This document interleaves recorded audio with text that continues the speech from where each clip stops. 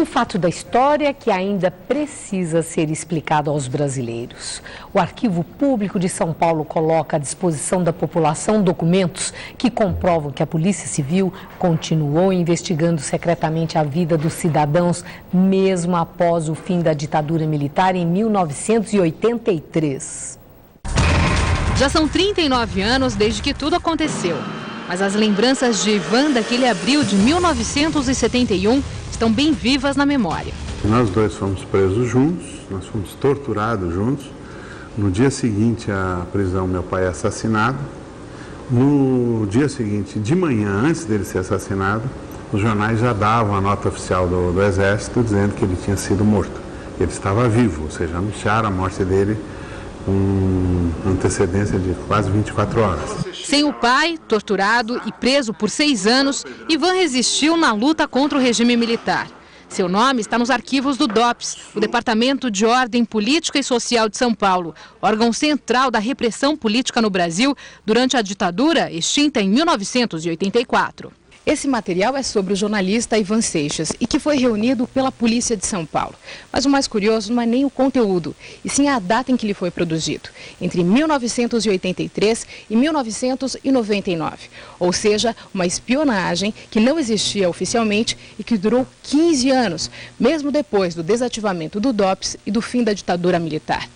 E nesse período, muito trabalho foi feito pelos antigos métodos, o que resultou em mais de 1.200 dossiês como estes.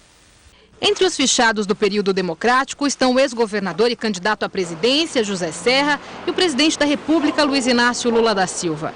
Além de líderes políticos, de movimentos sociais, sindicalistas e religiosos, há também fichas como a do ator Alexandre Frota, da atriz Cláudia Raia e do líder da banda Guns N' Roses.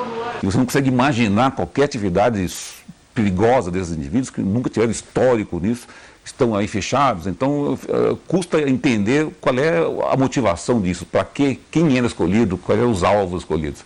Eu acho que isso requer pesquisa mesmo. Eu acho que os especialistas têm que vir aqui ao arquivo, levantar esse acervo, tentar entender a lógica que moveu esse órgão nessa atividade clandestina.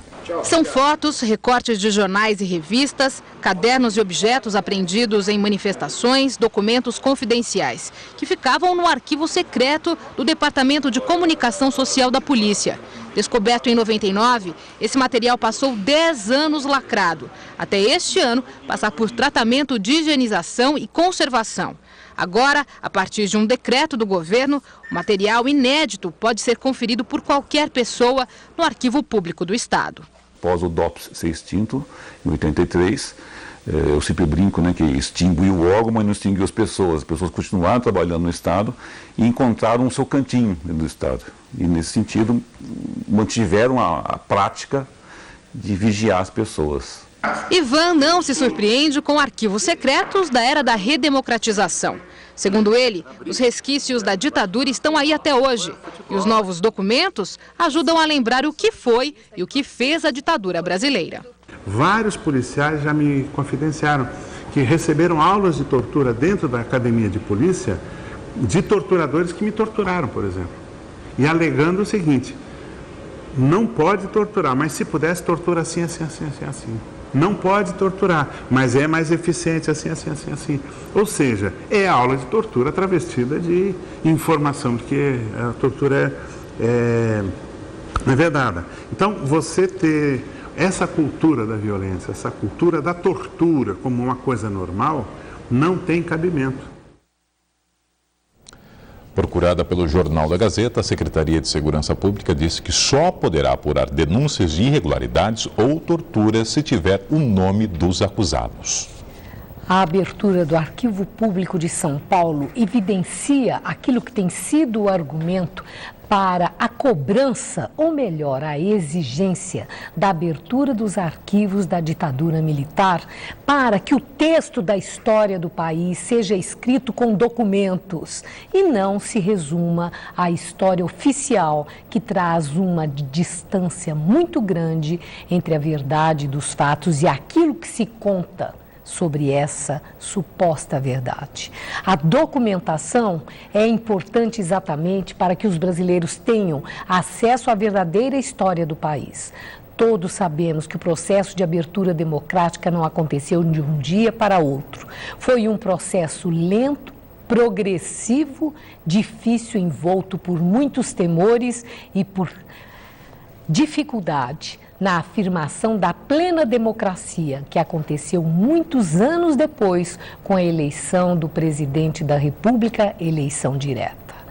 Então, o que nós vemos é que esse ato em São Paulo, que está evidenciando a possibilidade de resgate desse trecho da história do país, mesmo na abertura democrática da insegurança do cidadão que continuava a ser investigado, é importante para que aquela cobrança que está acontecendo em Brasília avance e os grandes arquivos da ditadura, todos eles, estejam à disposição dos nossos historiadores.